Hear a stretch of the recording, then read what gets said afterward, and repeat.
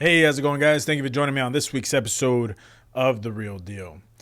So this week, we're going to be talking about a situation that happened to one of my colleagues and how this can relate to multiple different situations. If you own a home or if you've considered buying a house, this is definitely something to consider.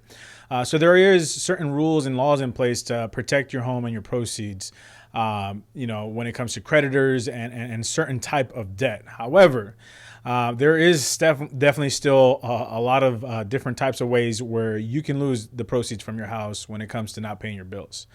So I'll give you guys an example of what happened during this particular transaction, and then also let you guys know how that can happen, throughout the board too. So in this transaction, one of my colleagues is under contract. They're representing the buyer in this transaction, and the person that's selling the house is unknown. This is just an agent and their client. So my colleague is buying this house, and then fast forward to the point where the title company pulls all the tax and liens, and they're getting ready to get the estimated payoff and the estimated proceeds to the seller.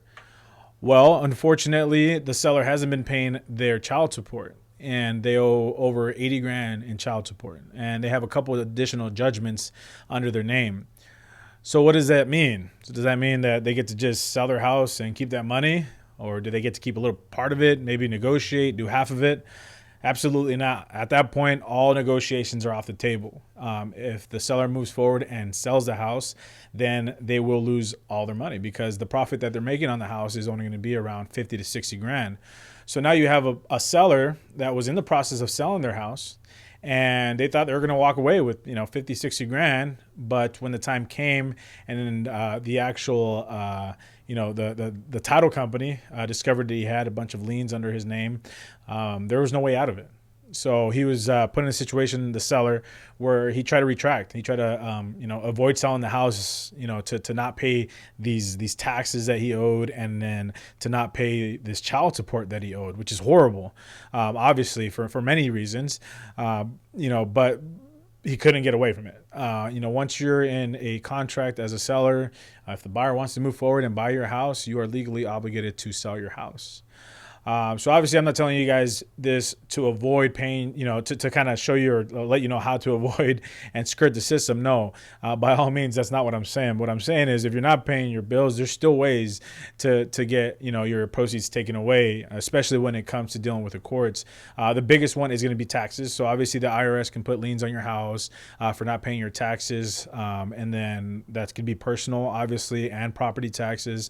And then child support is a big one. That definitely, I know that affects people, that I personally know, where you're not paying those bills that you got to pay. If you have a house and if you have ownership in a property, that kid's going to get their money one way or another.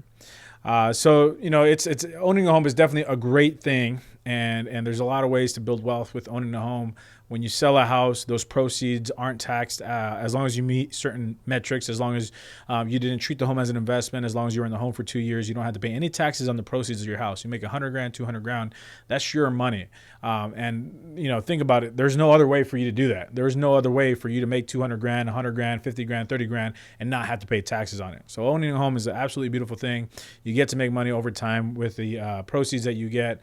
But if you're not paying your bills, you're not paying that child support, they're going to get that money. Uncle Sam is going to get that money, and the kid that should have been getting that money is going to get that money. So pay your bills. Don't think that you're immune to not getting your money taken away, especially if you're in that predicament. All right, guys.